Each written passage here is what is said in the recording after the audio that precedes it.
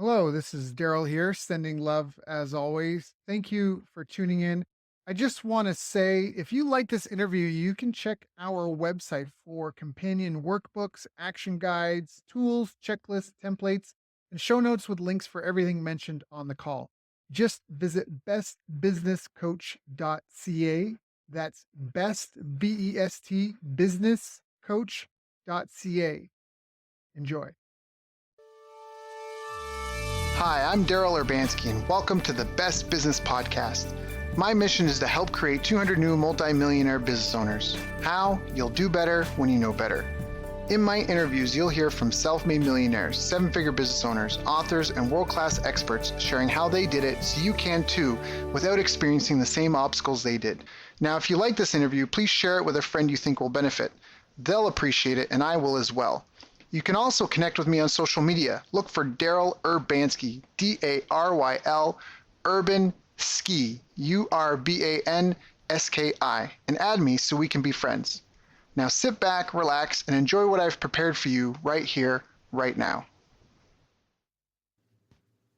Hello, everyone. Thank you for joining us. My name is Daryl Urbanski, your host as always, and today we are joined by a three-peat guest, James Schramko, founder of Sydney-based online marketing business Super Fast Business, and author of Work Less, Make More, a phenomenal book I highly recommend you read if you haven't yet.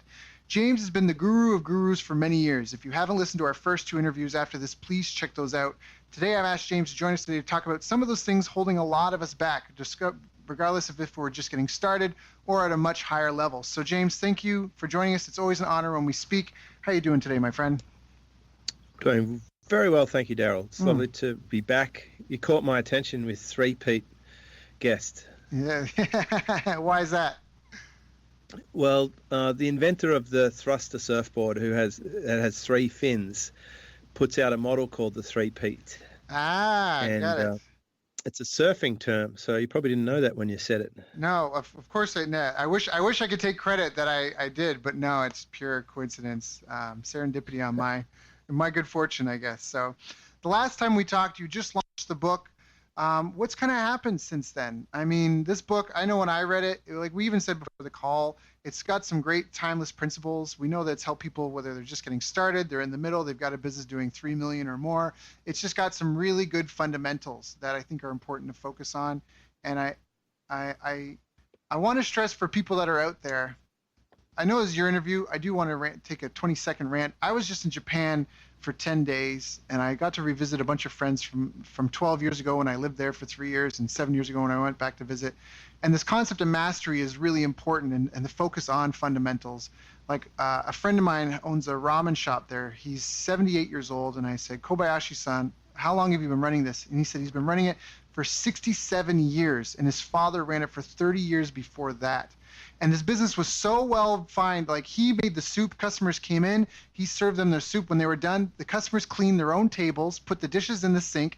They paid their own bill and made their own change and left. And he's featured in movies. When I was there, they're like a couple came by with flowers to decorate it. It was like the business literally ran itself.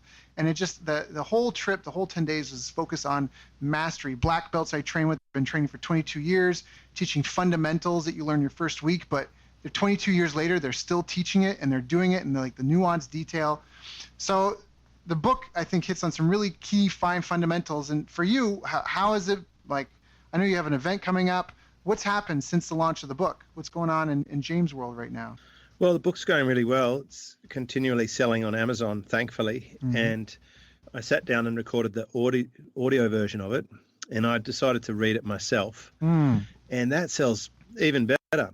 It turns out me having a podcast audience ties in nicely with an Audible audience. So every single day that Audible sells multiple copies, and I'm really enjoying it to the point where I've started mapping out future books. It was a good foundation book, and I want to go a little bit more specialized in some of the next level books. So for people that are just joining in, they've never heard of you, they don't know what you're about, they haven't listened to our other interviews or read the book, can we kind of give them kind of a high level of the book and kind of the key principles, at least some of the most important principles you feel that are in it? It sort of starts off down the track of personal effectiveness, because I've seen a strong relationship between how someone is organized and effective that will translate across to their business. If they're out of control, their business is probably at risk. If they have really good routines and they're on top of which activities they should be doing, then that can help them a lot. And then it sort of goes into how they can focus on doing the right things, which is something I really learnt from Peter Drucker. Rather than doing things well, it's better to do the right things. And then it goes into building a team, because you can only get so far by yourself. And then I go into how you can craft an offer that people want to buy, because without that, you have nothing. There's no team if you've got no money to pay for the team, and you don't have any money if people aren't buying something from you. So it sort of touches into selling. And then I talk about how to increase your cash flow and make more profit. So I go through a classic formula, which I think has some origins with Jay Abraham. And I've taken a slightly longhand version of it and explained how I view it. And then I talk about looking after customers for a long time. So I particularly like the recurring business model, because I can make that sale once and then continue to serve the same customer. I imagine your friend in Japan had some customers who keep coming back for the soup. And then the last part was some interesting lessons I got from some mentors of mine, and particularly around no compromise. I think people have a lot of compromise in their life, and they do things that put them in a no-win situation, and I would rather people avoid it. So when I set out to write this book, I had in mind my kids. It's the book I wanted to give them and say, read this, save yourself a bit of headache. And it's also a book that's good for an employee who would like to become a business owner. And it's a fantastic refresher with highlights for someone who already has a business, because we never really stop. We never really have made it or got there, as per your Japanese story there. There's still continual learnings and evolution. I'm still learning every day. And I just wanted to sort of lay some stuff down while it was there, so I can move on to the next modules. So there was a hidden chapter that I didn't publish because it's more likely to change with technology, and that was about owning the race course. And that's a methodology of creating assets that you own and control and that you could sell for a profit.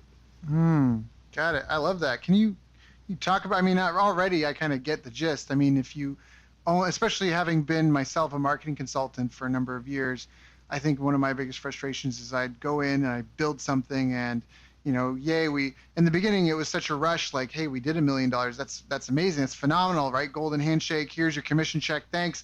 We're good now. And then I'm like, oh, and then I haven't built anything for myself. So right off the bat, when you said that, I totally resonated with it. For anyone that has, it's a classic compromise there. Yeah. Where you've agreed to sell your time for money or a result for a one-time payoff without something coming after that. So I remember reading something very profound, and it's ideal to do activities that have a multiple payoff. An example of that would be us talking now for a podcast, because we record this, and this one-time conversation can be leveraged by thousands of people over time. It could still be up in 5 years from now. Someone might discover it, but it was a conversation in the past, like a time capsule. A book is a great example of it. And a recurring subscription type business model is a good example of it, where you keep getting paid until someone says stop. Of course, if you build a business that you could sell, that gives you a big payoff compared to being the employee, where you do get paid as you go, but if it stops, then there's nothing. And I think when people are just starting out, they're really just figuring out the pieces. Like it's almost like they're lost in the woods, and they don't know where the boundaries of the woods are. They don't really know the different types of plants that grow there. They're just kind of fumbling around, just like, where am I? Like an episode of Survivor, where someone just got dropped off an island. They're like, all right, where's the water? Where's that? And that's kind of, for a lot of people, those are the early years, right? They're just really figuring out the terrain and the map. And then when someone's intermediate and they're kind of making some money, they've kind of figured out the terrain a little bit. They know where to get some rabbits, and how to not die and how to not starve.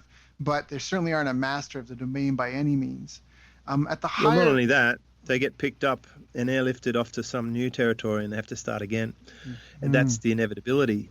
The business garden that you have, if you like that metaphor, for a six-figure business, is not the same territory as a 7 or 8 or 9-figure business. And that's why a lot of owners' businesses will outpace their ability. And if you were dropped into the wilderness, wouldn't you want to be there with a guide who's a survivalist, who knows every neck of the woods, who knows exactly which berries you can eat and can build shelter and make fire and boil water? Because that's really where someone like me as a business guide steps in and helps out people, because I've been there and I know what it's like, and I've learnt the lessons, and now I get to pass it on, particularly to people who are at the early stages of that journey, but have huge potential to go a long way past that. So can you expand on that a little bit? Like someone's around 6 figures pushing and they're trying to hit the $1 million mark. What sort of thing, because I love what you said, is their business tends to outpace them. It's really not hard to make it's really not hard to make 6 figures. I've heard, it's not hard to make $1 million as a one-man show. Now the $1 million one, I don't know about that as a one-man show. I know people have done it, but I don't know if it's definitely not as easy as 6 figures. What are some of the places that people start to lose control, like you say, when the business starts to outpace them? Everyone's situation is different, but generally speaking with yourself, like, what are the things to look out for? So the kind of people that I'm helping, and I've seen a lot of people go from that through that journey. I've worked with people from less than $1 million right through past $10 million several times. And it's often capacity. The ability to deliver consistently is a problem. It's actually quite easy to sell stuff. It's much harder to deliver stuff. So if you have a service business, you need staff. You might have someone to deal with customers. You might have to do things as part of your service. If you have an e-commerce store, then you got to find good supply and you got to be able to buy supply in time to actually get it shipped and fulfill on your promise. And then if you're growing rapidly, you'll usually run out of cash. And then there's information products. You might have to keep updating it or investing in user technology so that you can actually help people get access to the thing they've bought. So there's quite a few traps for people on the capacity side of it. I call this a capacity marketing seesaw. But your marketing can fire up, but then now you have to deliver. And if you have too much capacity and you can deliver more than the marketing, for example, let's say someone decides they want to write a book. So they sign up for a program where they'll write the book. They have to buy, 5,000 copies of it, and it gets shipped on pallets to their garage. Now they've got a capacity issue where there's too much of it, and now no customers. So they have to go and find customers to sell these books. But usually, as people grow, I see more drama around the ability to deliver, and often that involves team, and almost always some kind of system. So that's a fantastic guide right there, because I think I see there's a ton of truth in that. So, and I guess people problems tend to be, I know from the masterminds I've been a part of and been contributing, team and staff issues are always a hot topic, major topic. So, all right, so delivering quality consistently tends to be a massive issue. Checklists, training programs, hiring right. Is that really where the focus needs to be for that to manage it? There's so many decisions. Do you hire internally, externally? Should you hire or just stay the same size you are? Can you let go of the stuff you're good at? Because that's a hard one to do. And, which roles should you be hiring first? Where should you be scaling? These are constant challenges that come up. Like team discussions would be a quarter of the conversations that I'm having.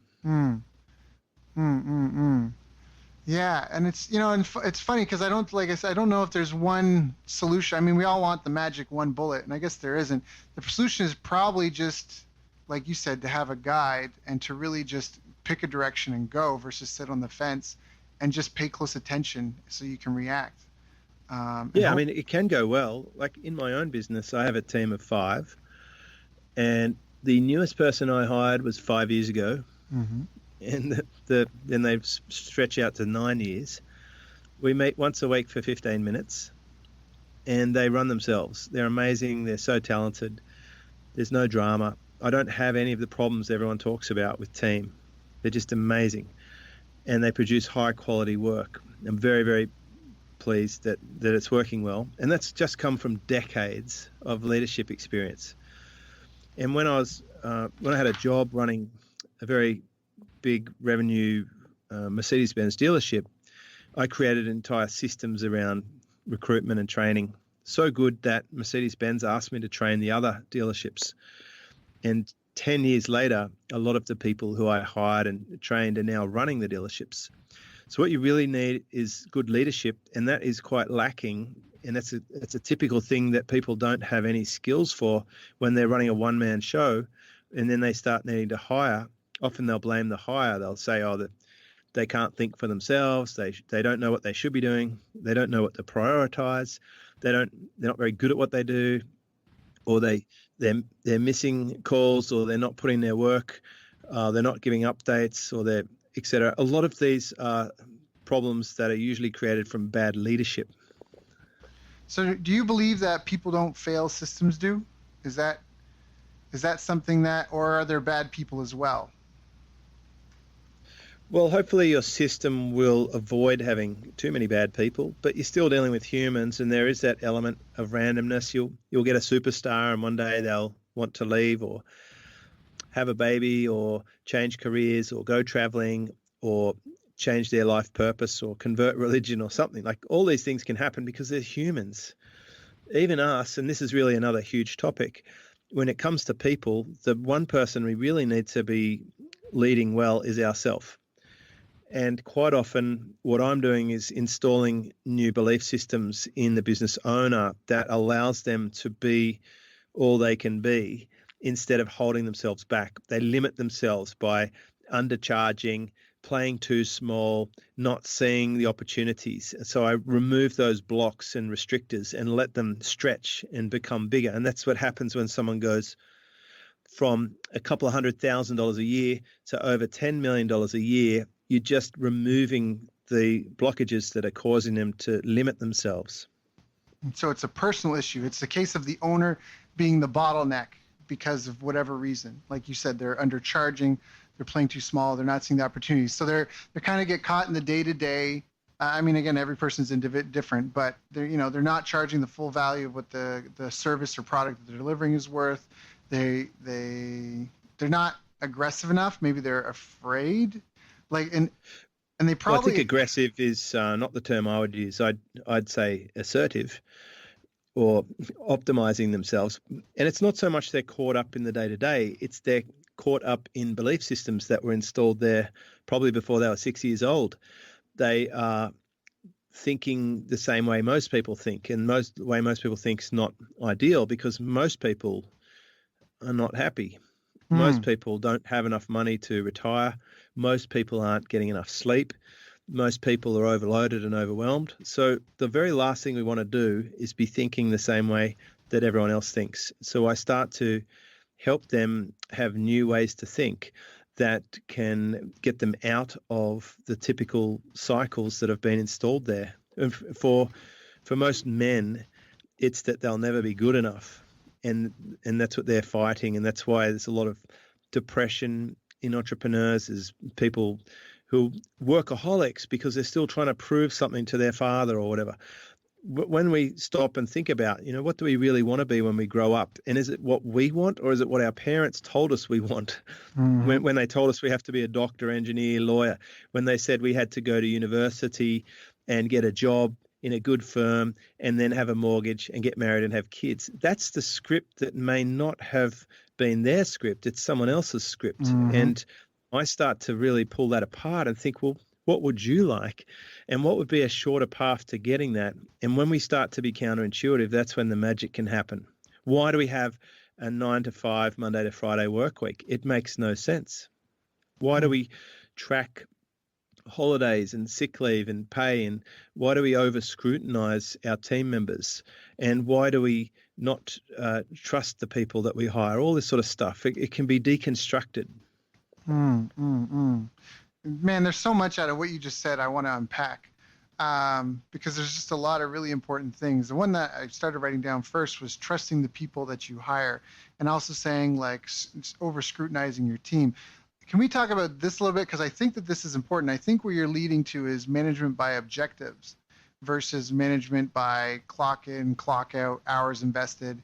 Managing more about results and having short, middle, and long-term milestones. Am I accurate? And where am I anywhere near? I'm sure there's many ways to do this. Not so much in our business. We're a bit different to others. And if you want to study further into these areas, I would encourage a listener to have a look at Ricardo Semler, who's got a great TED Talk and an excellent book, 2 books in particular, Maverick and 7-Day Weekend.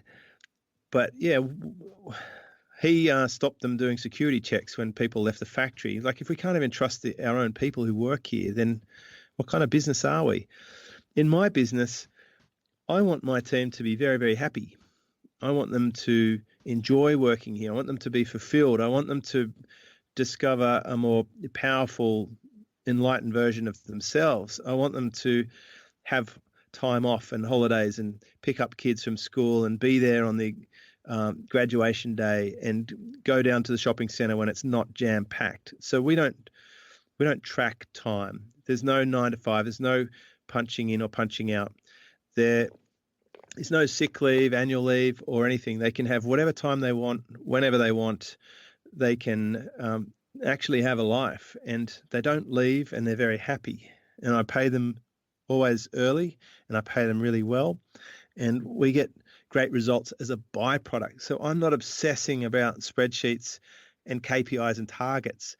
We do publish our KPIs, just a few of them, some lead and lag metrics in our team group each day, so that we can keep an eye on our business and know that it's healthy, to give us confidence and security that we've all got a good income due to us, that nothing crazy is happening.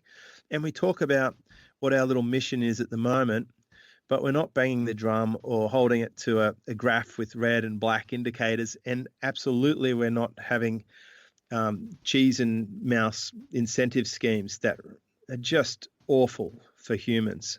Can you expand? Like, I get that. Why is it? I know why. Like, rewards. It's funny. I think it's like they did some studies, and when people were offered financial incentive for better performance, actually perform worse. Either before they got the bonus or after if they did well, they got a raise. They found that it was almost like an incentive for them to relax and not work as hard. And the same thing, people. So can you explain psychologically why is that a bad way to motivate a team? Well, it comes down to who's in the team. There's some roles, and maybe sales is an example, where it's more likely there's going to be some kind of incentive or performance component. The way that I coach people, sometimes I structure a revenue share deal, which is definitely performance-based. The better I go, the more I make. If I don't go well at all, I don't make anything. So it's a very low risk model for my customer or my partner in those deals. And I'm okay with that. So I'm not saying it's a one size fits all. Of course. But for my team, they're all in the Philippines, and culturally, as you would know, most people who have employment in the Philippines are supporting more than themselves, usually 4 or 5 people. They're very close family units. They sponsor kids through school. They look after their elderly. So you're providing for 5 people if you employ someone there. So that means that job security will shoot right up the top as something that motivates someone. They will do activities that make sure their job is safe, because they cannot afford to not be in a position to put rice on the table. And they also have very strong pride, which I'm sure you're aware of too, that they want to save face and make sure they don't do anything to embarrass themselves. So in my team, I think they really value having a very secure, stable income. It's impossible for them to lose their job in my business unless they steal from me. And of course, I would be able to find things out like that, because as the business owner, I think you should hang on to the checkbook, or that's a metaphor for these days. Everyone other than the United States doesn't really use checks anymore, but keep the controls of the finances. But what I'm saying is sometimes money isn't the biggest motivator. It's often not. It's well down the list. Stability, security, satisfaction, reward. people enjoying their work. I know that's a weird concept, but people could actually enjoy doing their thing. They could feel like they're contributing and getting progress. And we know when we're helping our customers that usually our customers are helping a lot of customers. I have single students who have, one of my students has 250,000 customers of his own students. Another one has 10,000 students. So we're literally helping millions of people in our little tiny business of 6. Mm-hmm. So I think we take pride in our good work. We have a values-based scenario where we just want to do good work and we like to get acknowledged, and we share the wins. When a customer says we've done great work, when we get a compliment, that's worth more to me than money in the bank. Money will definitely flow anyway as a byproduct of doing good work. Right.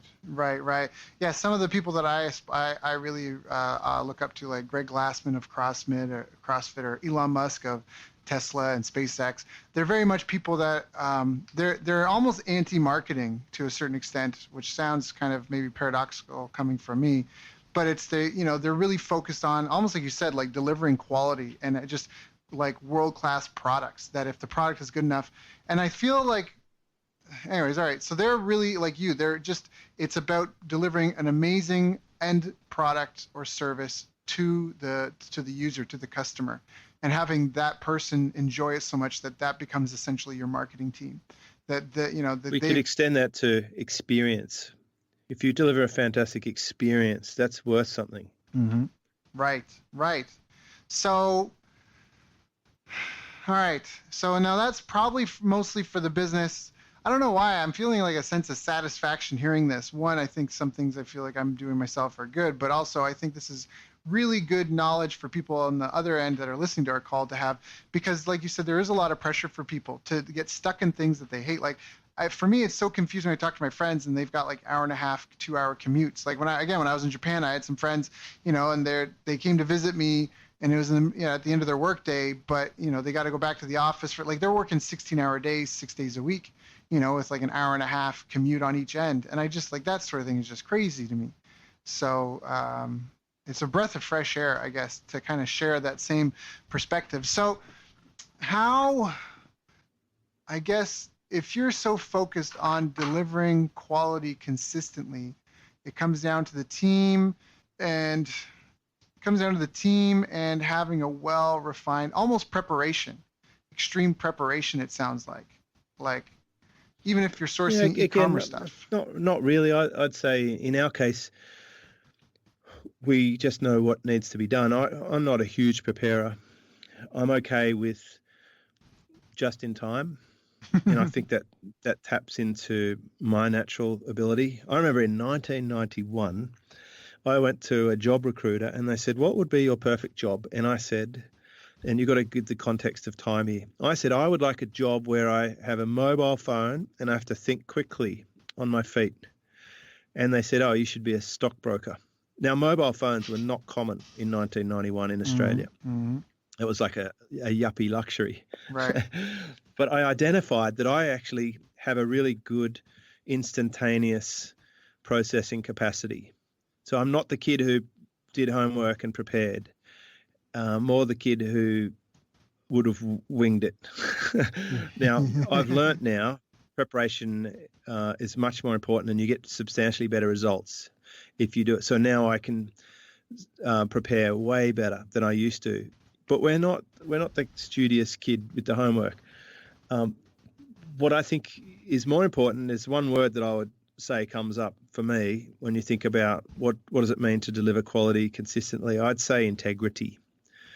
Integrity is what matters. It's about doing things that are good for humans, but also being true to yourself and your word and your commitments and your purpose. Like what is it what are you showing up with? Are you turning up for people? Are you giving them your best? Are you putting your heart into it when you do? And are you being sincere? And there's a lot of that missing out there in the business world. And I'm sure you've encountered it, as I have. Mm-hmm. And I'm not that. I'm the opposite to that.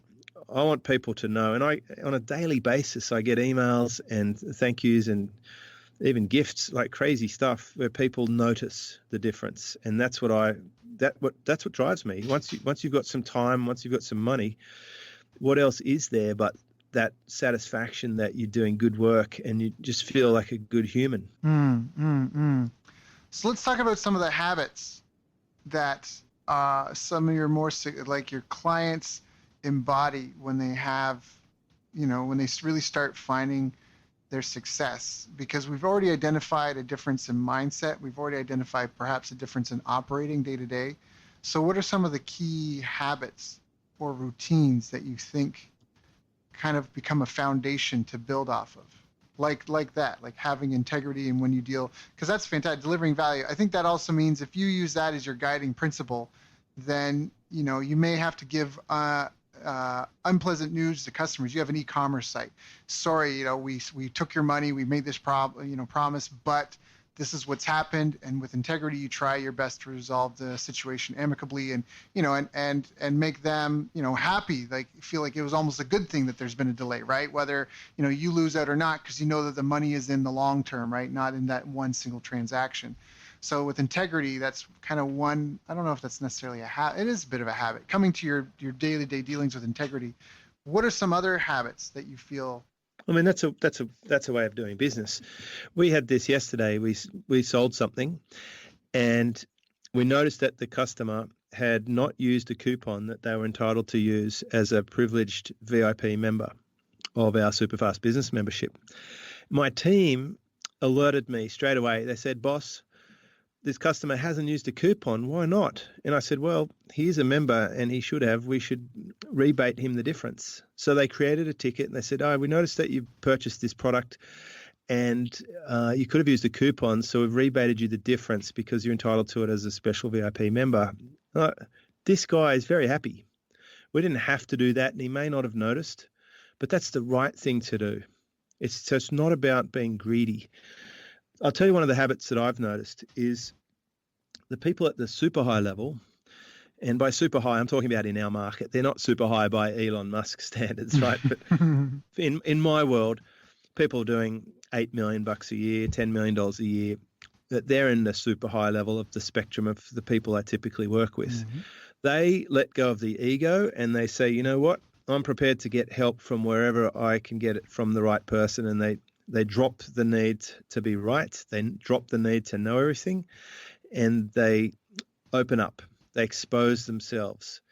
And I've had this many times from people. And the people who go from 1 million to 10 million are really good at asking for help. What else? I think they have a little bit more discipline than your average Netflix watcher. The average American's watching 6 hours of video per day, according to some research that I read. That's a lot. So these people they're so determined and focused to use their time wisely that they apply themselves. So I've noticed a trend of the people who do really well when we have a gap between our calls and an update, they've actually achieved the things we talked about. And it's like, yep, did this, did that, need help with this. Who can you recommend for that? And it's just happening. Whereas the ones with excuses or don't show up or roll the appointments or don't achieve something, they just get stuck. They don't have a winning habit. Yeah, that's important. That's definitely an important factor to that. So the habits are let go of the ego, ask for help, which, that's a really hard thing for a lot of people to do. And it flips the paradigm most people have, because most people think if you're successful, you must have stepped, and in some corporate scenarios it's true, but you must have stepped on other people to get there. Right? Like, you can't be a good person and be rich. Scrooge is always the bad guy, right? And the rich guy is always the bad guy in the movies. Lex Luthor in the Marvel series, right? He's like kid billionaire, and he's also a super villain. Now you do have Iron Man, I guess. So there's two sides of the coin, but I mean, it sounds like just good, solid earth. What was the term I'm trying to say? People of the earth, and that's not the word I'm trying to use, but just like down to earth people who are just in it, passionate, and find a way to help a lot of people at volume. Even when you speak, There's the vision there. You're not just making a sale and not making a transaction. You're helping millions of people through your clients. That's actually why I love this profession, because of that exponential impact. When I had my martial arts school, I enjoyed the testimonials. I love going around town, and just like the respect and recognition that I got, it fed me. Like you said, for a lot of people, money is at the bottom of the list. So I felt like what I was doing through teaching martial arts and the discipline and physical activity, I loved it so much. I really wanted to try and figure out a way to help more people exponentially. And when you help a business owner, like you said, you're helping all their customers, you're helping their staff, you're helping them serve their vendors. So it's a phenomenal position to be in. What else? They're generous. Generous. Okay. They're very generous. Some of my customers are so generous and kind, and they go out of their way to do nice things. It often blows me away, but they don't have to. Can you give an example? I had a call with. Oh. Yeah, look, I did a call with a student recently. She's probably the very best in the entire world at what she does. I think she's still in her 20s. She's so good. And straight after our call, she got onto Instagram and just raved about the call and how great it was and how clever I am. And I was like a little bit humbled by it. And you know, they don't have to do that. When they kind of out their coach, that's a very generous thing to do. They're basically saying they're not afraid of their competitors knowing what their secret is. In this case, they want to attribute the value where it's coming, and that's nice. So, you know, they tend to be quite generous. If I want to bring in someone in their same market, almost always the generosity is like, absolutely welcome with both arms. Let's own the market together. You know, instead of being scarce or mean or tight. And I generally don't attract those people. I don't resonate that well with super greedy people. And I definitely don't like people who are too focused on money, because there seems to be something wrong in those situations. Yes. Can we expand on that? Because I know, like, if everybody in their business career goes through ups and downs, right? Not a lot of people get to enjoy a straight line, linear path from A to B. So there's people that often have, you know, feast famine, or things go well and there's a change or tariffs or who knows what, and things get turned on their head, right? And so when people are feeling like, if anyone's here, they're struggling, if they're in a situation where, like you explained, that they're feeling scarce or mean or tight. I know for me, one of the things that's helped me is and it might sound silly, but it is the affirmation stuff. It's those things like those motivational positive quotes to try to help you keep not focused on your problems or concerns, but keep your vision on where it is you want to go, where you want to be. Do you have any advice for those people? Like, if they're in a situation and maybe there is a money issue at hand, do you know what I mean? Like, how do you avoid that when you're facing that? You've got kids to feed, you know, the rent is due, like, you know what I mean? Like, if someone's had some sort of upset in their business, if they're listening to this call right now, you know, what would be your recommendation to them? Or how have you gotten through it yourself? Well, I was in that situation.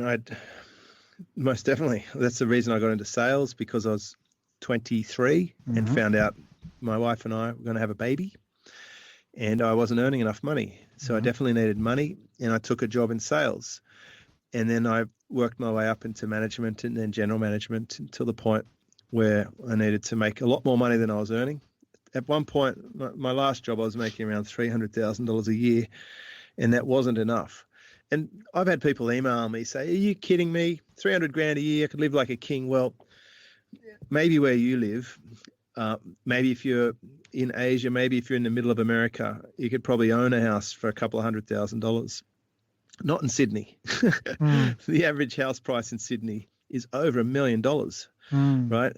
It's not cheap. I have 4 kids, and I needed money. So the answer is you have to take responsibility.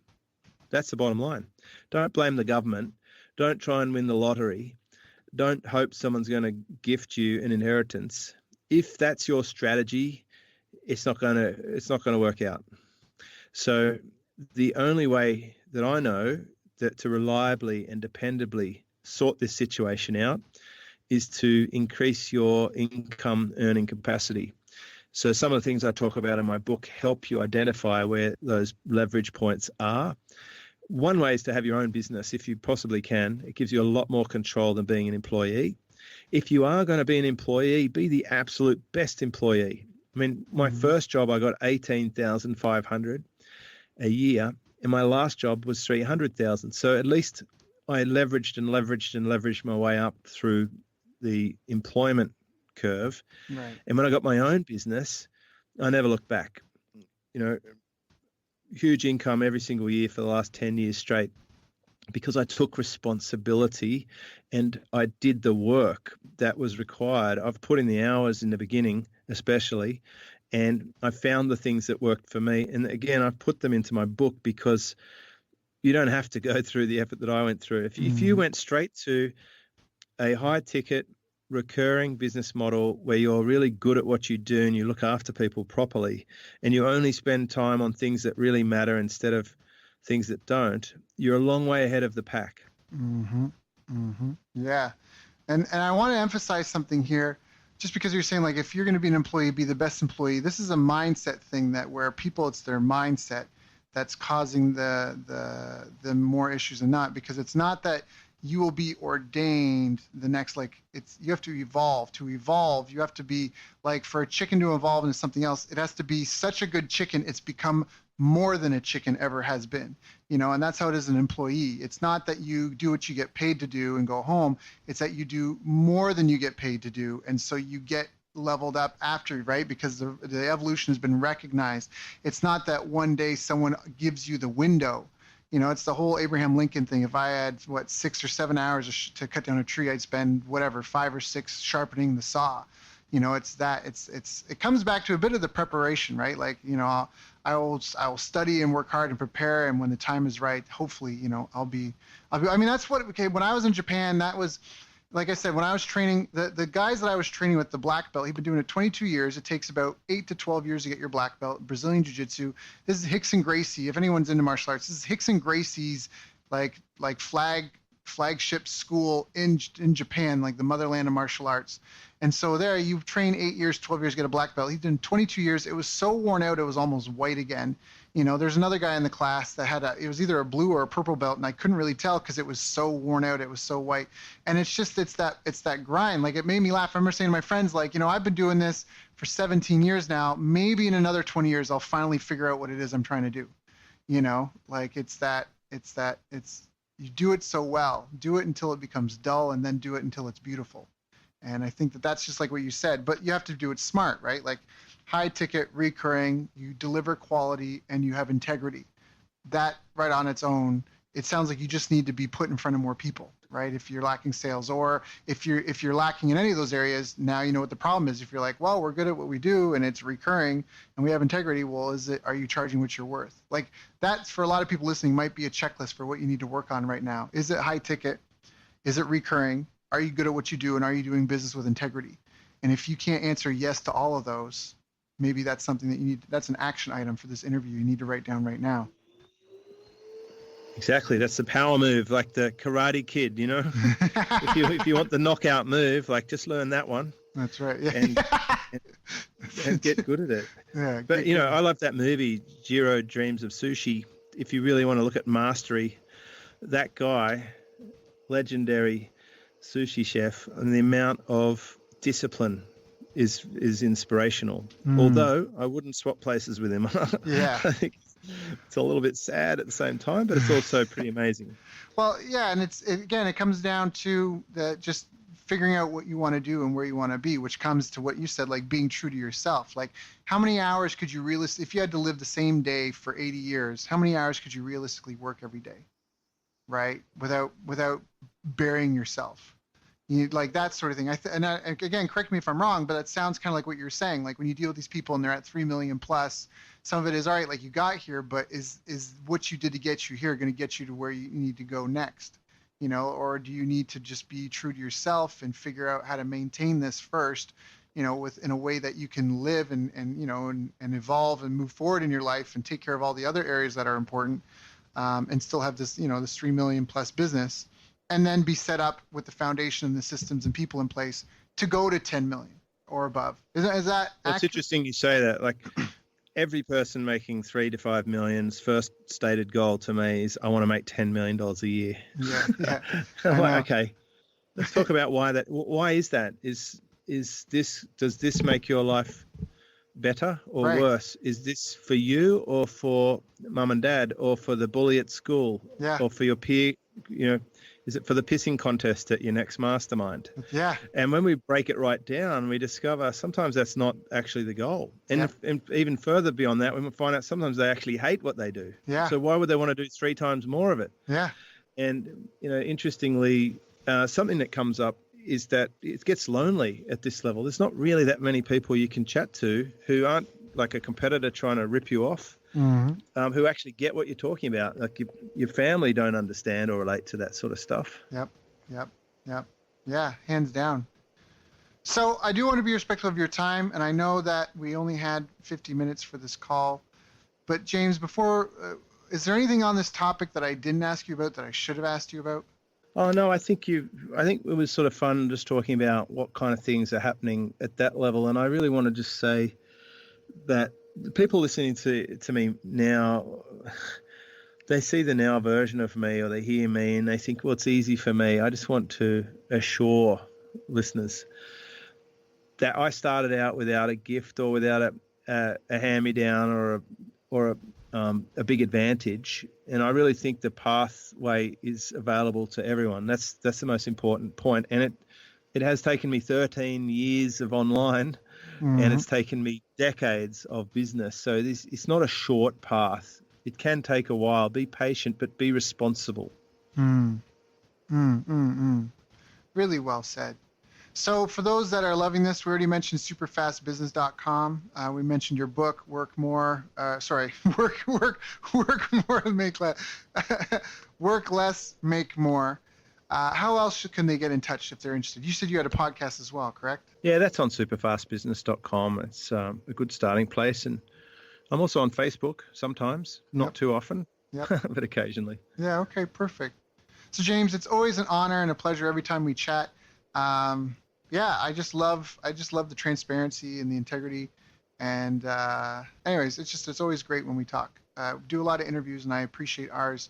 They're along my favorites on the list. So thank you for joining us. Thank you for sharing with my audience. I know you have your own audience, and again, you value your time highly. So I sincerely appreciate you coming and sharing with me, so we can help my listeners and hopefully make a difference in this world. So thank you, man. Thank you, Daryl, and I think you're doing a great service for your audience, and I really appreciate the opportunity to come back so many times.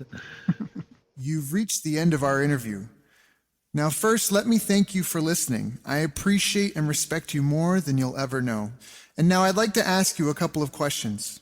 First, what 3 lessons did you just learn? What 3 aha moments just jumped out at you? Second, what can you implement for yourself and your business in the next 24 hours? Third, what can you give to someone else to help you with, or give to them to just do it for you? Whatever it is, remember, taking action is the secret sauce to results. Now, if you think this interview would be helpful for a friend, please give them a link to it. It'll help them and it'll help me too. I'd also like to invite you to help me find out more about the challenges you're facing, your dreams, your goals, and how I can help you overcome what's holding you back.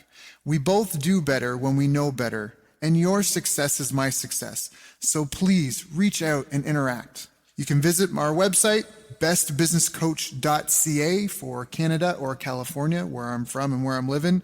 You're welcome to also try out one of our paid programs. You can find us on YouTube, Facebook, and pretty much every other social media channel you can think of. You should also subscribe to the podcast. And if you're enjoying them, please leave us a nice review. It really helps. That's all for now. Once again, thank you. Take care of yourself, and remember, the world needs the best business you can build. And I believe in you.